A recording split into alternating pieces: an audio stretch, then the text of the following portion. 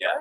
You got to be comfortable being by yourself. You really do, because why you're gonna realize, like on Saturday nights, you know, you're trying to get into the word, and then like say you go right before you go to sleep, you see a Snapchat story, your friends turning up, you kind of like miss it. Like I'm not even like it's not. Yeah. It's kind of like, oh my god, and you got to kind of be careful, because I've been in that situation. It's kind of like, you know what, I'm gonna just go to the club, but I ain't gonna drink. You know what I mean? Or I'm gonna just go there and, I'm gonna just go stay a little bit. But you gotta be careful, because that's kind of how it starts. That line I was talking about, you kind of cross it and you kind of keep crossing until you realize that compromise. That compromise. So be okay with staying alone and don't compromise. Be uncompromising. So. And that's great advice for even like, especially young people that might feel like you have to do certain things or go certain places to fit in. It's like, it's not worth it. And the scripture that he was talking about is a great reference. And also, it was something in a different area that I was dealing with, but there were some people that were okay with some choice, and then I decided to kind of not do it because of my convictions, and I felt kind of bad. But then when I thought about the scripture where it says, if you love your mother or your father more than me, you're not worthy to be my disciples. You have to make sure that God is God, that he's like the Lord over your life. So you have to be okay with walking alone. You have to be okay with people not agreeing with you. But also, if there's people around you that aren't practicing, or if it's any other thing with your walk, use that influence in a positive way, not to kind of bash the Bible over their heads, but to give them a light to where some people have a certain view about Christians anyway. So it's good to kind of use those people that already know you, so then they're kind of more receptive to listen to you, and kind of use that to expose them to kind of a different thing that they might not have been exposed to had they not been around you. So yeah, I definitely agree with that. So let's talk about slip ups. Okay. Because I know I've been abstinent for over 7 years, and I've had the struggle is real, and there was certain times like even early on in my walk, I was like, okay, as long as I'm not having sex, I can do this, or I can participate in this with this guy, but we're not having the actual intercourse, so it's okay. So if somebody might have like slipped up, or if a guy might have slipped up, what are some things that you can say, or if you've had slip ups, you kind of touched about that, to guys that might have felt like, okay, now I've messed up, and who might be feeling convicted, but conviction is good, or might be feeling like, okay, now God won't forgive you, or I can't start over. Yeah, that was probably one of my biggest tests, because before you're saved, you kind of like look at Christians like, oh, they're perfect. Like I could never be perfect, because I have these temptations, I have this lust that's still in me, and that's like the misconception of Christianity, and that's where the judgment of Christians have happened, because you're always going to have that with you. You're always going to fight that. It's because you're a Christian, you're going to mess up. That's why we need Jesus, and we need him when we get him. Even every day, you're going to have to die to your flesh, because we're going to be stuck in this fleshly body until, we're resurrected. But as far as like the grief and, you were saying the depression from slipping up, that's just Satan. Satan uses that to make you feel guilty, so that you end up staying in the same place. Right. He comes to kill, steal, and destroy. So he's going to kill your joy every time, you mess up. But like Jesus took that away. So if you mess up 1, 2, 3 times, however, just always remember to come back. We all been in the same position as the prodigal son. So he's right there waiting on you with open arms, waiting on you to come back, encourage you. And anytime, the thing about the guilt, we kind of talk to ourselves like, oh man, I messed up. We're like our own enemy. Yeah. And that voice sounds a lot like ours, so that's why it's hard to forgive ourselves, because we think we don't deserve forgiveness. Right. And we don't. That's the whole thing about grace. It's something you don't deserve. And like God is loving, and he wants to give grace like he does. John 3:16 said, I didn't come to condemn the world. Basically the son didn't come to condemn, but to forgive. So just try to let it go. Just don't stay there. Don't stay in the same position. And on the flip side of that, don't even like count your times you beat temptation. Like don't puff your chest and like, oh yeah, I really did good today, because that's a whole different perspective. Because what I do, I don't try to keep track, how long I've had, whether it's 8 months or to a year, because I try to go day by day. Like, okay, that was good. Because once I do that, I've been in a position, where I went 7, 8 months, and then it's kind of like I messed up again, and then it's like I felt like, oh man. And that was kind of like I boosted my chest, like, oh man, I'm doing good, like I'm strong. And every time I thought I was strong enough to go back and just hang out with my friends, that was the time like I exposed myself to all types of temptations. Right. So don't let anybody ever tell you that you have to be perfect in this, and you need to be perfect. We strive for perfection, but we're never going to be perfect, because even if Jesus came to really set a high bar. He said, if you lust for a woman in your heart, you've already committed adultery. So it's not even the act itself. It's not even the actual sexual temptation. It's the actual thought that Jesus was talking about. So even though you didn't physically have sex with that woman, if you thought about it, like that's enough. That's fornication. That's adultery. So that's on the flip side that you don't even see. So I think that's a good point that people don't really think about. They think it's just the actual act, and even pornography and that temptation. That's also lust. That's also adultery, and that's a hidden thing that people don't like to talk about. It's so thrown into the closet, and I think that's a big issue, because it's like a silent killer. And, people think, okay, I'm not having sex. But I have like I masturbate, or I have I hope that's not too vague, but I'm just trying to be, pornography, or I have these toys that women and people use. So that's also going in the same type of lust, the same type of mindset that Jesus condemns. But even in that, like, there's redemption. Like, even in that, like, God is not condemning the world, but through Him that the world might be reconciled. And so it's never too late or too much to come back to God, because He's waiting, like I said, with His arms. Right. And we got to remind ourselves that God is not like man. Yeah. He's not like us to where we be like, oh, you messed up, I'll never forgive you again. Erase the numbers out your phone. Like, God's not going to like throw us to the side. And the fact that He still wants us is like a humbling thing, to where we can't, like you said, condemn ourselves and beat ourselves down, because we can't view God as being like us. He doesn't think like us. He doesn't behave the way we behave. So we have to remember that God is God. Yeah. And that's, He said, as far as the east is from the west, I remember their sins no more. Like, if God can't forget sins, like, He don't hold any type of grudges like man do. Once you come and you repent, that's it. Like, nothing else. That's amazing. So we talked about having accountability. Did we touch on that already? Having accountability when you're practicing abstinence?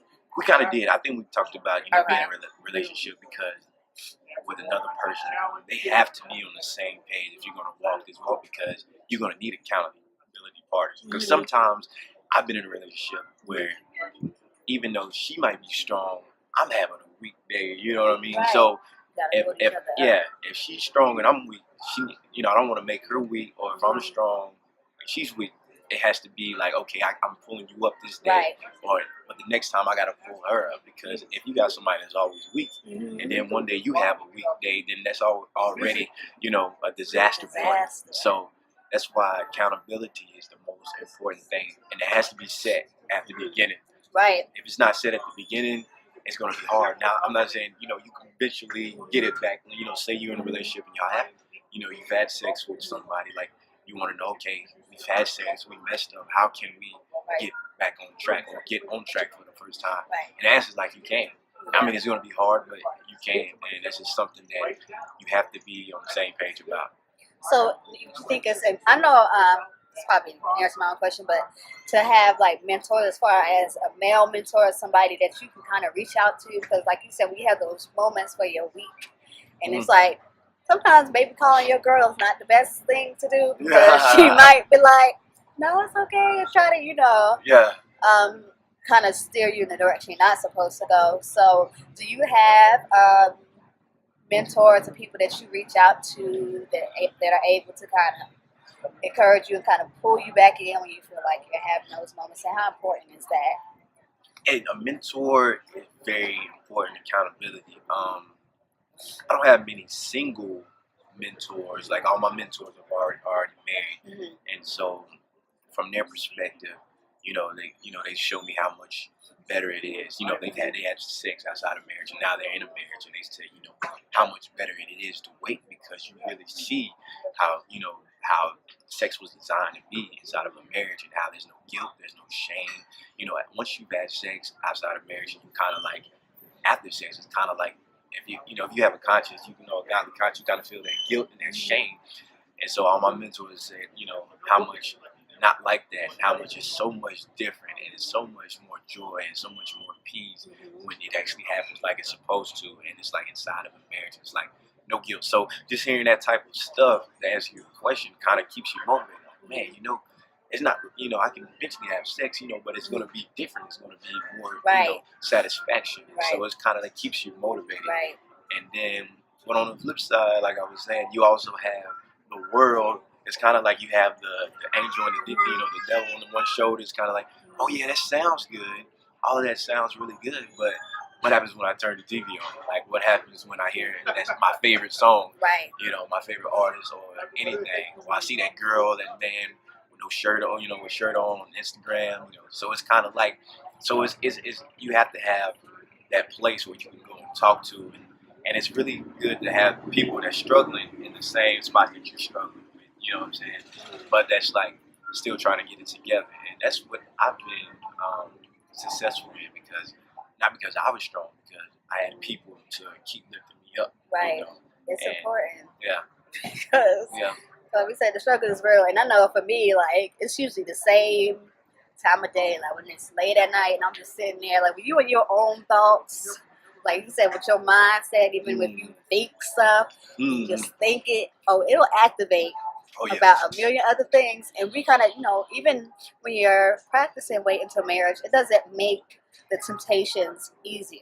No. Because it kind of makes it harder, because now you realize, okay, now the devil realizes, okay, you're really trying to live for God. So now he's really trying to battle to get you, that rather than, okay, you already on my side because you're doing what I want you to do. So, and I had this conversation with a young guy where he was like, well, I don't know if I want to say that I'm going to be abstinent because I don't know when I'm going to get married. I'm just kind of like, I'm like, that's true, but how do you, have you thought about that? Like, some people kind of feel like, I don't want to make that commitment because I don't know when, I'm be able to get married, and, And some people are afraid to make that commitment because they feel like they're going to break it by accident. I can't do that. I don't want to let God down. Right. And, that's the thing. Like, you have to go ahead and do it because, just like a basketball game, if you play any type of sport, you're not going to hit every shot. But the thing is, you're trying, and you're trying to get in there. So, about to wrap up. This is getting good. Okay.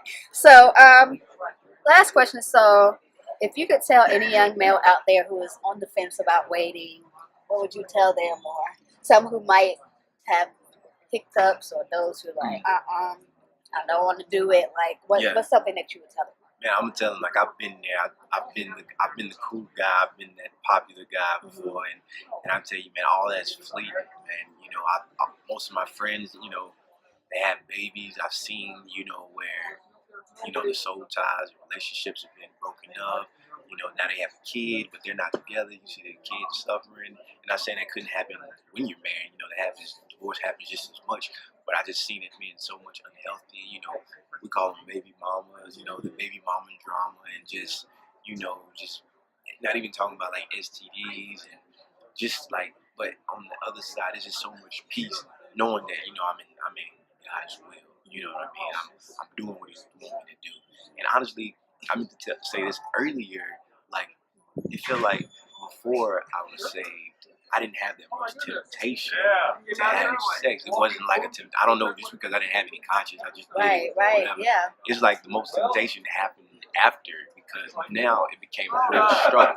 Like, it's like a real battle, and the battle is everybody. Even Jesus was tempted. So in every way, it's such a such as ours. But I would tell somebody to just jump in the game and don't be afraid and keep a mentor. You're gonna have so much peace. You're gonna know that you're in God's will, and there's no peace like knowing that you're in God's will. Even if you're isolated or you feel like, man, I feel like I'm lost, I'm not as cool, I don't have the same friends, people look at me differently. And that's the whole point of it. If you really, not like a play Christian, I'm not talking about a play Christian, I'm talking about like real people that want to really struggle with, it looks glamorous on TV, but it is some grinding moments that you have to go through. So I would encourage you to step up to that plate, man. Let God use you. At the right moment, the person God has for you will be there. And I think, if we were worried about when we're going to get married, like that's not why we're on this earth, is to be married. What if God's will is for you to not be married? Like, will you still serve Him and will you still love Him even if He doesn't give you that mate? Because Jesus wasn't married, but Jesus was not worried about. He wasn't worried about things, and I'm sure. That there were women in those days that were probably, being around him, but he was able to stay focused on what God wanted him to do. So it's important that if it's a decision that you want to make, that you stay focused and realize, these temptations aren't coming to you, by yourself. Like, you're not the only one dealing with these things, and that, God will reward you. Sometimes we hold ourselves up because we do those things that God doesn't want us to do. So if we're in a relationship or we're having sex with the person that's not for us, that could be holding us up, because God could have somebody, that's waiting for us, or, whatever, but we're over here being distracted by somebody that's pulling us away. So it's important that you really seek God for something that you want to do or are thinking about doing. So did you have any last things that you want to say to people? No, I think that was really good. So I'm over here listening like, oh yeah, I'm going to tweet that. Give me my credit. I'm going to act. So that's all. Thank you guys for tuning in. Feel free to share this vlog, and hopefully maybe we have like a part 2 one day. Yeah, this was good. And maybe get some other friends in to kind of share this, because it's important in this day and age to kind of just encourage people of all ages, young people, whatever. Sometimes you need those little reminders thrown in your walk to know that you're not alone. So balance out the 100 million things you hear on a daily basis. So just know that God will reward you. That, like I always say, there's no way you can be faithful to what He has called you to do, and Him not reward you for that.